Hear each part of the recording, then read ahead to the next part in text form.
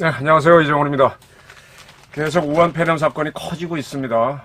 속수무책이라고 해야 될까요? 현재로서는 뚜렷한 방안이 없다는 것이죠.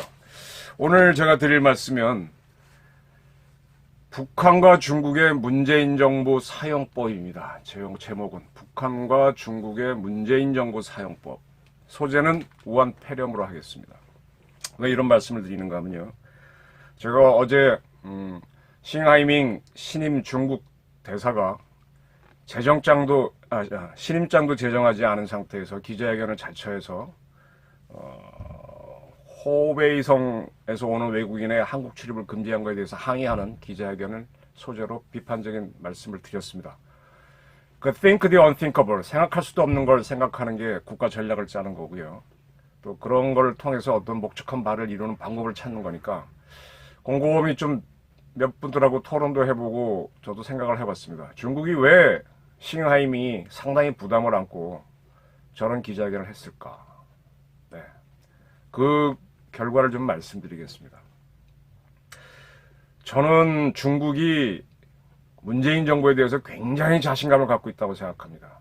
문 대통령이 처음 중국을 방문하려고 했을 때 그 전에 삼불 합인지 하자 그래갖고 이리 치고 저리 치고 매치고 사드 문제 가지고 한국 주권을 마구 침범하는 행동을 하고 난 다음에 방문을 받아줬습니다. 그리고 우리 문 대통령이 혼자 밥을 먹게 하면서 이런 상당히 홀대를 하면서도 만나줬거든요. 그런 것들이 사람 관계나 국가 관계에서 굉장히 자신감을 줍니다.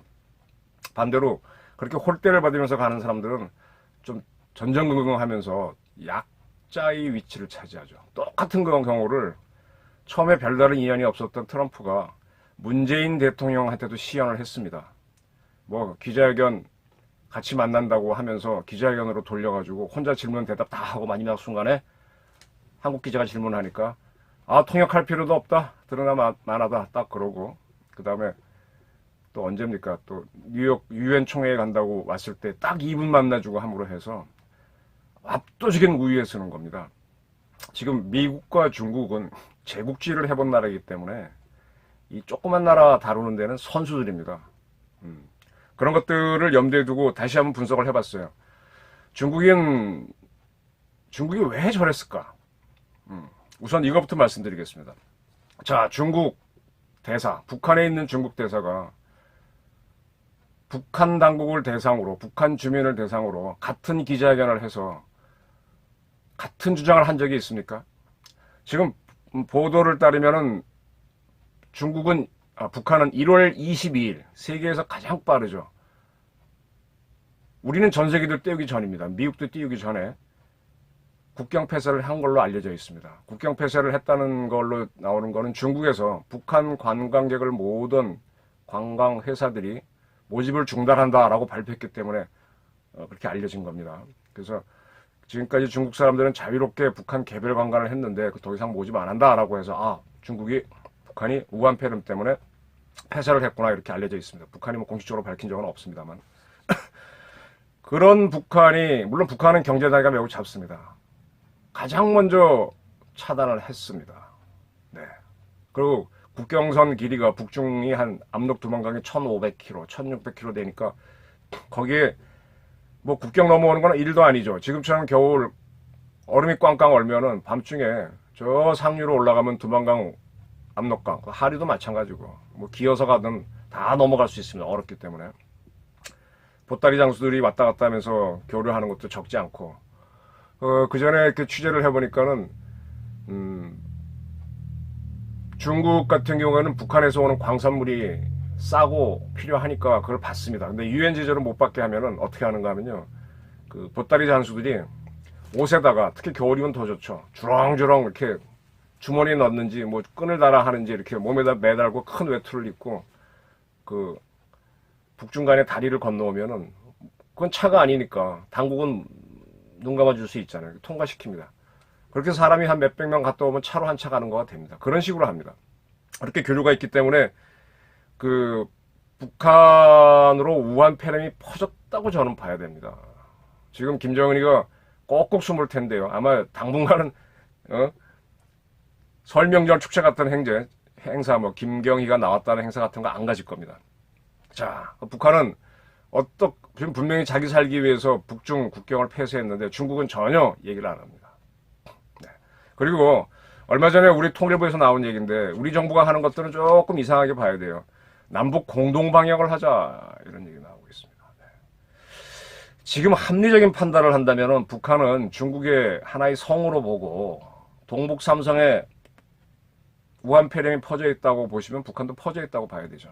그럼 북한으로부터 우리 쪽에 오는 거를 방어하는 이제 우리가 국경을 맞댄 나라라고 생각하면서 대비를 해야 될 겁니다. 다행히 비무장지대가 있고 해서 한 2km, 4km 이격된 거리가 있어서 조금 뭐 차단은 잘 되겠지만 그런 대비를 해야 됩니다. 자, 지금 중국은 북한에 대해서는 북한이 국경 폐쇄를 한 것에 대해서는 입도 뻥긋 안 하면서 대한민국에 대해서는 WHO 권고사항을 지켜라, 교육과 교류를 계속해라 라고 했습니다. 왜 그럴까요?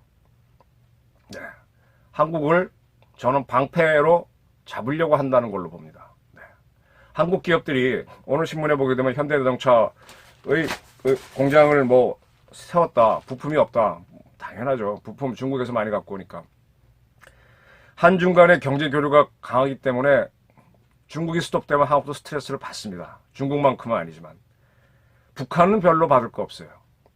그럼 중국은 이걸 통해서 한국을 움직여야 되겠죠. 한국의 지원을 받아내고, 네. 교육, 뭐, 일종의 브랭크맨십, 너 죽고 나 죽자라는 물귀신장학교는 매달려서 뭘 받아내려고 할 겁니다. 중국 그런 계산했을 겁니다. 이렇게 함으로 해서 꼼짝 못하게 하는 대전략을 깔고 했다고 저는 봅니다. 그리고 북한에 대해서는 시진핑이가 김정은이가 뭐 돈도 지원했대요. 근데 금액은 중국도 북한도 밝히지 않고 있습니다. 우리는 뭐 마스크도 많이 주고 현대 삼성도 현지 공장이 있으니까 제법 많이 지원했는데 뭐 요만큼 뭐 우리나라에서 뭐 옛날 대기업 회장들이 돈 내면 요만큼 보도하듯이 이렇게 보도하고 북한이 지원한 거는 뭐 크게 보도를 했더라고요. 고맙다. 이게 무슨 뜻이겠습니까? 중국은 북한을 버리지 않겠다는 거죠. 내 편으로 꽉 쥐고 가겠다는 거죠. 김정은이 약간만 기부해도 땡큐 베리 마치 하는 거고 한국은 크게 지원해도 땡큐 베리 마치를 덜하고 너 날 버리고 가지 마 하고 인질로 잡겠다는 게 이번에 싱하이밍 대사의 기장에서 드러나는 저는 전략으로 봅니다. 다시 말하면 중국은 물귀신 작전으로 한국을 붙잡고 중국은 또 북한은 자기 편을 끌어당겨서 방어망으로 잡는 거죠. 이거는 인간방패는 한국이고 북한은 자기네 이제 뭐라 그럴까요? 쉽게 얘기하면 같은 편? 인간방패하고 같은 편은 큰 차이가 있죠. 총알바지하고. 6.25 때 인민군이 서울에 들어갔고 자기네 인민군은 10개 사단이었나요? 근데 한국에 들어와서 한 60만 한국인들을 동원해서 의용군을 만들었죠. 그 의용군들이 많은 전투에서 희생됐잖아요. 그래서 우린 남남 갈등이 커지는 거잖아요. 의용군 같이 이용하는 게 우리고 자기네 인민군처럼 활용하는 것이 북한 이렇게 되는 거죠. 이럴 겁니다. 이제 앞으로 이런 사태가 벌어질 겁니다. 2017년에 북한이 굉장히 핵실험도 하고 6차 핵실험도 하고 미사일 꽝꽝 쐈습니다. 화성 14, 15형 쏘고 겁 잔뜩 주고 난 다음에 2018년 신년사에서 평창 올림픽에 참석할 수 있다라고 하니까 문재인 정부가 허겁지겁해서 초청을 하고 해서 평창 올림픽 때 김여정이 날라오고 좀 있다가 김영철이 천안함 주범이 와서 큰 소리 치고 가고 그러면서 쫙 판문점 회담에서부터 미북 회담까지 쭉 갔죠. 미국은 끌려가지 않고 회담만 응해줬는데 우리는 막 다 퍼다 주기로 가는 식으로 막 갔었죠. 네. 그래서 뭐 그해 가을에는 평양에서 정상회담, 서울에 오라는 거는 뭐 지키지 않은데도 거기서 하면서 뭐 남북교류 뭐 어쩌고 막 이렇게 했다가 하노이 회담이 열릴 때는 우리 대통령이 트럼프한테 전화해가지고 합의만 잘하시면 남북 경협에 필요한 모든 돈은 다 되겠다고 막 하다가 와장창 나가 떨어진 적이 있지 않습니까? 트럼프가 깨는 바람에. 자, 이게 한국의 문재인 정부의 치명적인 약조입니다. 저는요, 제가 북한에 지금 참모라면은 김정은한테 슬쩍 남조선 동포들 우리 북조선 동포들을 외면하지 마시라고요. 처음에는 이제 우한 폐렴이 돈다고 하게 되면 북한에서 분란이 일어나니까 안 하겠죠. 적당한 시기에 우리가 열심히 지금 남조선으로 퍼지는 걸 막고 있는데 이제 좀 합시다. 라고 하는 순간에 이미 남북 공동 방역을 검토하고 있다고 발표한 통일부는 와 하고 문재인 대통령도 와 하면서 갑자기 남북 간에 또 화해 무드가 벌어질 겁니다. 네. 그러면 남한에서 어떤 일이 생기는가 하면요. 북한에 우리가 방역 걸어가게 되면 더 감염 위험이 높아지는 것 아니냐라는 것과 더불어 그래도 해야지 라고 하는 남남 갈등이 벌어질 겁니다. 그렇게 해서 북한은 또 살 길을 만들면서 세계 사회의 대북 제재를 푸는 방안을 만들 것이고요. 그렇게 함으로 해서 중국은 과도한 자기네 부담을 살짝 피해 나갈 겁니다. 저는 이런 문재인 정부가 워낙 북한에 대해서는 순수하게 나가고 순수하다는 거는요. 저 어릴 때 순진하다는 말을 참 많이 듣고 컸거든요. 전 순진하다는 말이 좋은 말인 줄 알았어요. 커서 보니까 바보에 가깝다는 표현이구나. 공부는 좀 하지만 세상을 좀 모르는구나. 크고 나서 알아갖고 순진하는 착한 사람인데 착한 사람은 당할 수가 있습니다. 특히 국지정치에서. 우리 문재인 정부가 그런 면이 좀 강하죠. 네. 2018년, 19년에 여실히 북한에게 보여줬습니다. 그래서 결국은 나가 떨어졌을 때 북한이 삶은 소대가리, 앙천대소할 일이다 이렇게까지. 그것도 뭐 북한의 조평통이라고 하는 정부기관도 아니고 어떤 그 산하기관 단체에서 그런 발표를 하게 했는데 그래도 또 땡기면 온다라고 볼 겁니다. 네. 그렇게 해야만 또 4.15 총선에서 이 정부가 뭔가 해볼 수 있는 거기 때문에 갖고 놓을 겁니다. 중국이 세계적으로 우한 폐렴 때문에 고립되지 않았다는 거를 한국을 통해서 실현하려고 할 겁니다. 일본 만만찮아요. 미국을 딱 붙었어요. 베트남은 약국이 대국을 다루는 방법을 아는 나라입니다. 그들은 1979년도에 중국과 전쟁도 한판 했어요. 그래서 중국이 졌죠. 중월 전쟁이라고 그러는데 그때 뭐 베트남이 통일될 때 중국이 제법 지원했는데 그 다음에 딱 통일되고 난 다음에 화교들 쫓아내고 막 통제했거든요.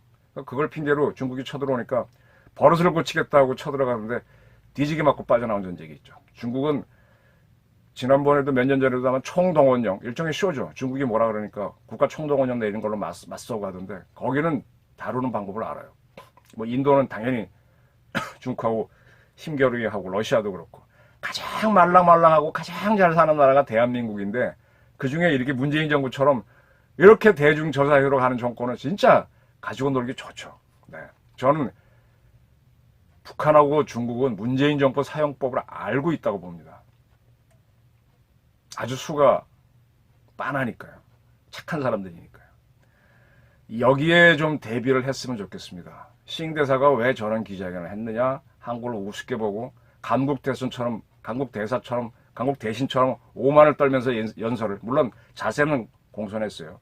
근데 중국이 몇 년 전입니까? 이 정부 출범할 때 화교 간첩 사건 난 거를 뒤집게 했죠. 그때 어떻게 했어요?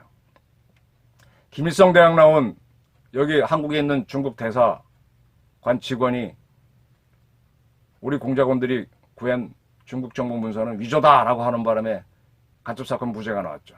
그때는 아주 한국을 엿먹이 이루고 작정하고 엿을 먹여서 국정원이 와르르 무너지고 국정원에서 대북공작 요원들이 자살을 하고 막 이런 사태를 만들었습니다. 네.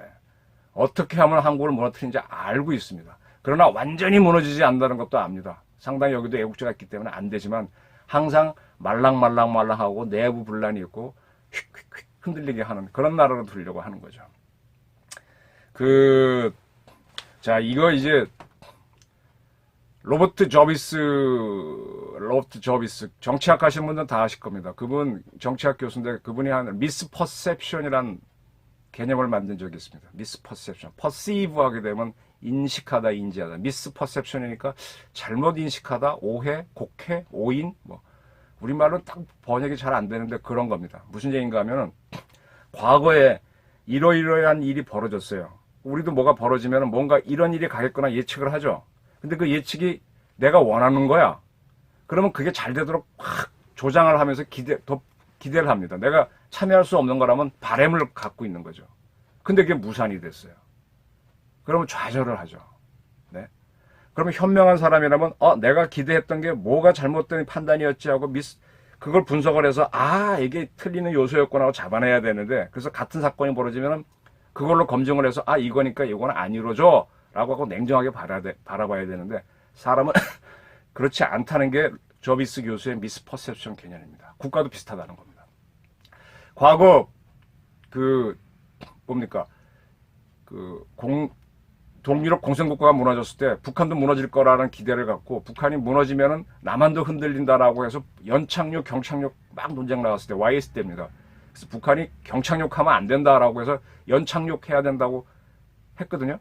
근데 북한은 핵 개발로 쭉 가면 지금까지 30년 잘 버티고 있습니다. 우리가 미스퍼셉션을 한 거죠. 예? 근데 북한이 김정일 죽었을 때 또 그 개념이 갈등했고요.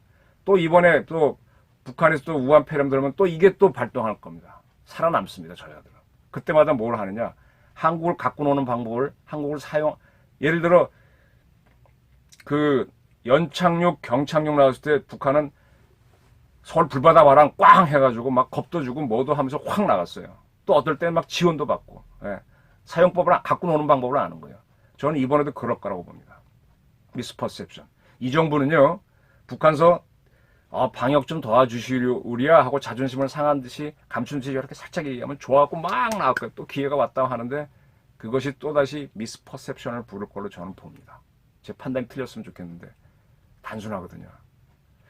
그래서 북한과 중국은 문재인 정부 사용법을 잘 알고 있다. 미스퍼셉션을 피하려면 이런 개념을 갖고 지금 싱 대사나 또 앞으로 조평통부터 떠들겠죠. 그 자들이 뭐라고 떠들면서 슬쩍 땡길 때 이 정부가 끌려가면은 경고의 사진을 올려주십시오. 또 당합니다. 또 4.15 총선 앞두고 뭐 했다가 뭐 끝나고 나면 또 북한도 남조선 뭐 지원받았는데 마스크도 엉터리고 뭐도 엉터리고 뭐 우리도 뭐 사태가 커지면 말이야. 그렇게 하면서 욕을 하면서 빠져나가겠죠. 그럼 뭐 하든 개처럼 이렇게 나가 떨어지고 또 그래도 또 기회가 오면 또 달게 됩니다.